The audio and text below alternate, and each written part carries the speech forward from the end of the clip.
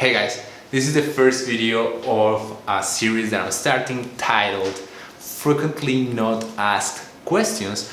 These are topics that usually come up in conversations with my athletes, that they're very recurring and that my athletes hold to be truth. There are like assumptions that are very ingrained and that my athletes feel like they're so evident that they don't need to be discussed. Because of that, I don't have the space to discuss them with them, right? And so I'm creating the space here for myself. I'm picking ideas that are usually hindering my athletes, right? Like these beliefs that are not truth hinder them, and they cannot see it just because they hold them to be true, right? So that's the purpose of this series, and this is the first episode or video.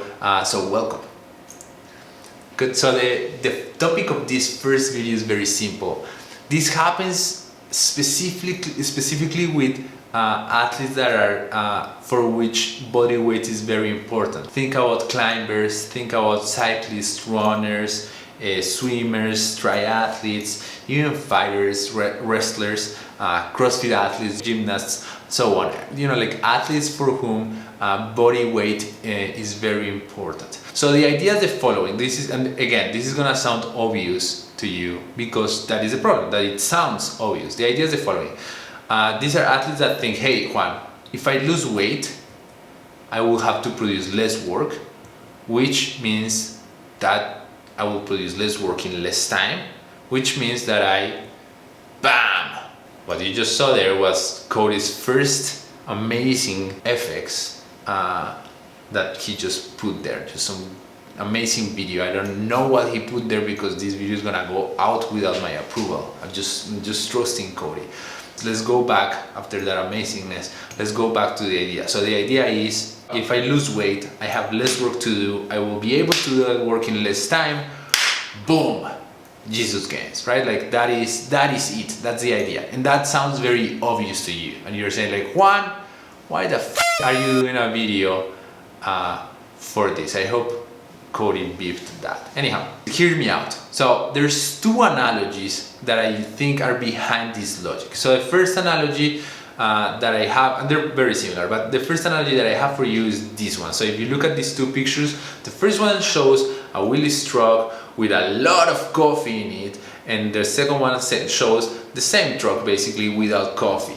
If these two cars were to climb up a mountain, well, the one without the load will go way faster than the one with the load. By the way, these two trucks come from the Colombia coffee regions, and this used to be the truck that in the 70s and the 80s used to take all the coffee from the lands to the airport and then to the world. And it's amazing how many pounds of coffee they will put on these Second World War or World War II trucks, right? Like these are Willys trucks. Anyhow, yeah, the analogy is there, like, and it's very evident to you, like, hey Juan, yeah, of course the truck that has no coffee in it is gonna go faster. But what's there to discuss? And you are not gonna hear anything from me. You're right. The second analogy is the same thing, right? You have the yellow bike, it's super heavy, it's a little bit old, and then you have the Pinarello Dogma, which is like a 14-pound bike. And if you give that Pinarello bike to somebody and make that person climb the mountain with the yellow and with the Pinarello bike, of course the person with the Pinarello is gonna be way better just because they have to produce less work, right? And so this is the idea that people have in their heads. This is why it becomes so evident, like, hey Juan, if I lose weight, it's obvious that I'm gonna be better at my sport if I'm a runner or if a climber, like moving less weight. What's even there to think about? I brought these two analogies because they have something in common that is hidden there, and it's another assumption, and is that in both cases, both the car and the bike, the capacity of the motor hasn't changed. So of course the car without load is gonna go as fast as the other one because the capacity of the car, the motor is the same with the bike. If you have an athlete, you give him a heavy bike and a light bike, that same athlete is gonna produce a better time with the light bike because it's the same motor, it's the same capacity.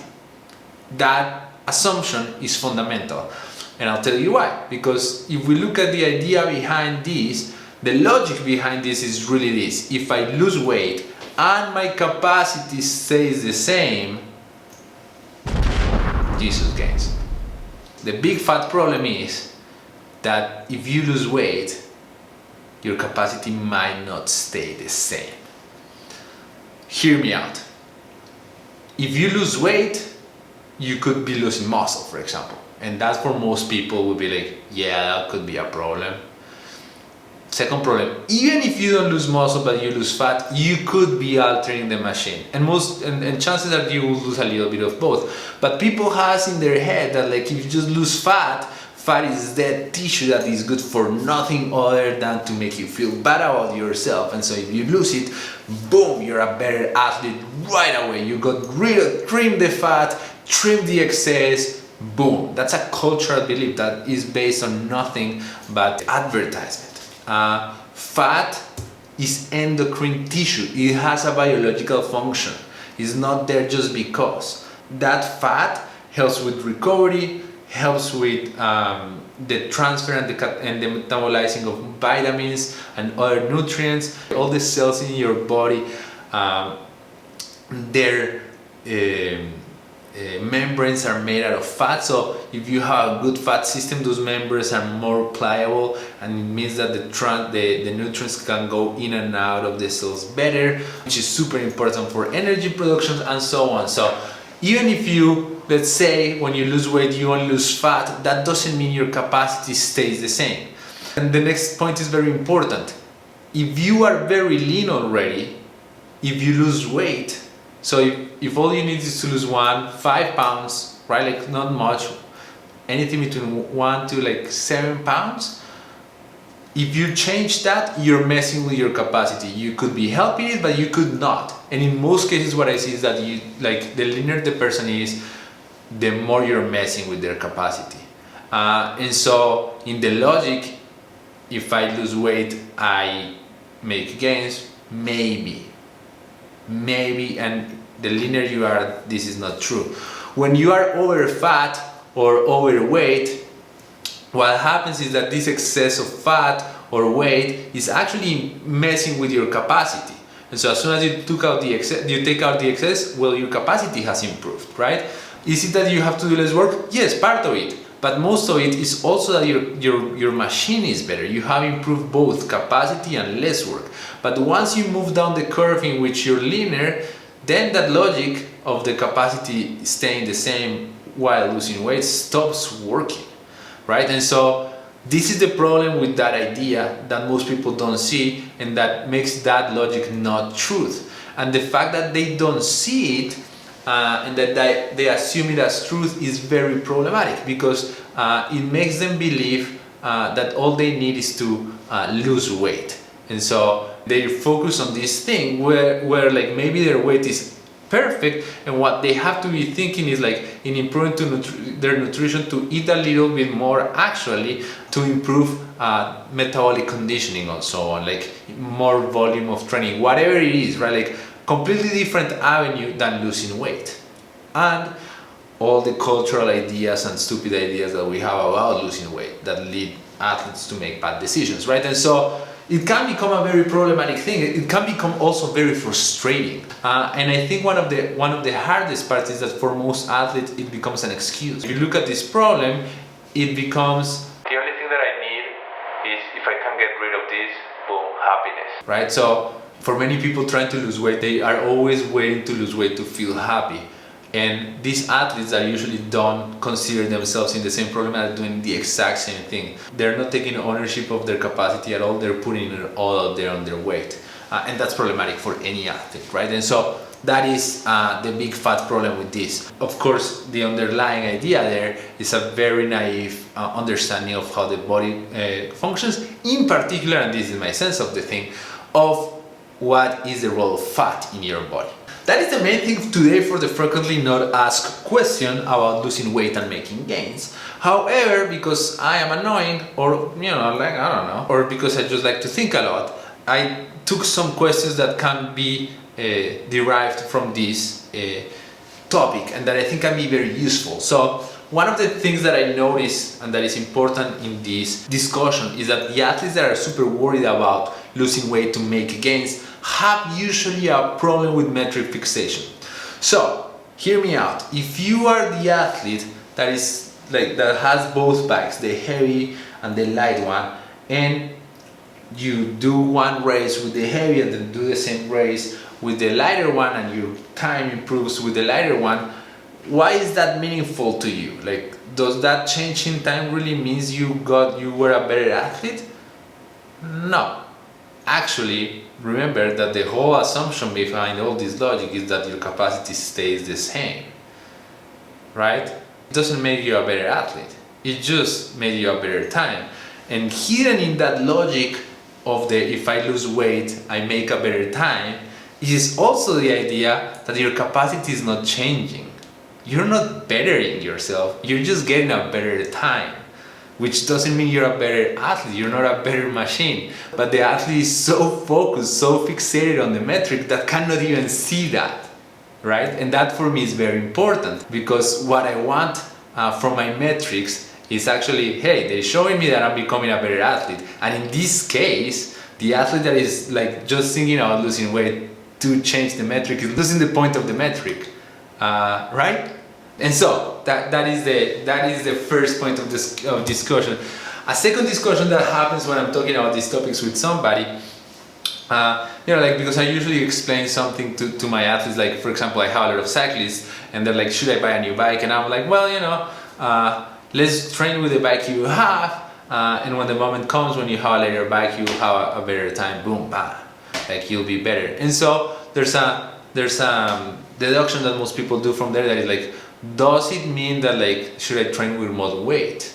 And that's a question that people has asked me a lot, and that I see, for example, in the CrossFit world. Like, I have athletes that like all they can think is that the way to be better is by adding weight, either in their workouts to the barbell, or like if they're gonna run, they're like, why, if I don't have a weighted vest, why am I even running? And this is just a naive way of thinking that doesn't take into consideration a lot of things. I'll just limit myself to a very short example, because this is a broad discussion. When to use load to improve capacity, it depends completely on what you're thinking about. But let's take the runner. So a runner, like, let's take the common example, CrossFit athlete. Every time that I have to improve my running, every time that I run, weighted vest, bam! I want to run a mile in 5 minutes.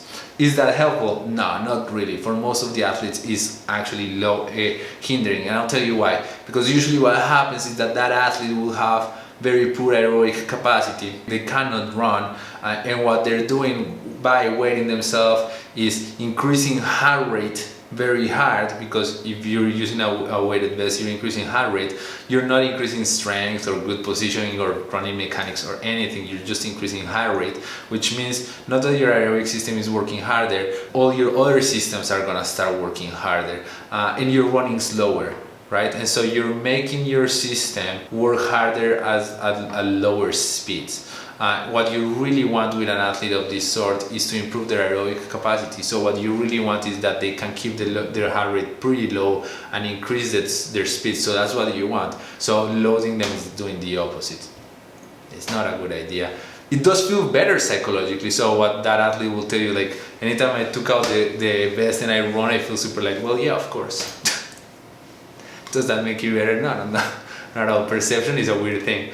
So anyhow, that's a small discussion there that also comes from here, from this topic. And the last discussion that I think is important is a question that could be a frequently not asked question too, and maybe that's what I should do. I'll ask Cody. Cody, what do you think? Is a 4-pack better than a 6-pack? And the answer is, depends. If you're a bodybuilder for a bodybuilding show and you have to be 5% linear, of course not. If you're an athlete and you're worried about performance, most likely a 4-pack is better. This comes back to the idea that fat has a biological reason of being there. It's not excess. It's not like fat by default is not useless. It's important in terms of recovery. It's important in terms of nutrient absorption and circulation.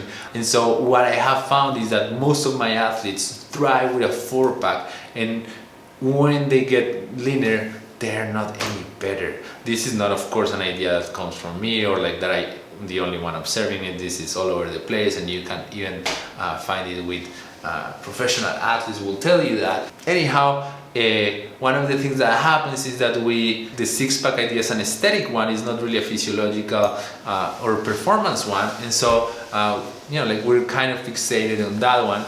It is true that we want the minimal amount of fat and muscle, for that matter, and brains, for that matter, the minimal that we need, right? Like we don't want any more than we need. But that doesn't mean that level of leanness. Actually, I think for most people that level of leanness is completely counterproductive in terms of performance. Maybe it's better in terms of self-esteem, but it will make probably your life miserable. Try to look for that, because it requires hunger and seclusion. Working out without hunger is hard. Anyhow, that's a reflection. I hope you enjoyed this video. This was the first one of the series, frequently not asked questions. I think this is gonna be a pretty fun series. If you have enjoyed this, please share it with your friends. That would be very helpful with me. If you have a friend that is obsessed with body weight and athletic performance, share this with them, and make sure that if they're like, hello, who is this dude? Why is his stash like that? like just tell them to write me an email. I apologize about my hair. This is COVID, and I asked Cody to make me look good. I don't know if he did, and if he did, we'll thank my genetics for that and not him. That is it. Thank you so much for watching. Subscribe, like, and do all the things that I usually don't, but that you should, and I really appreciate that.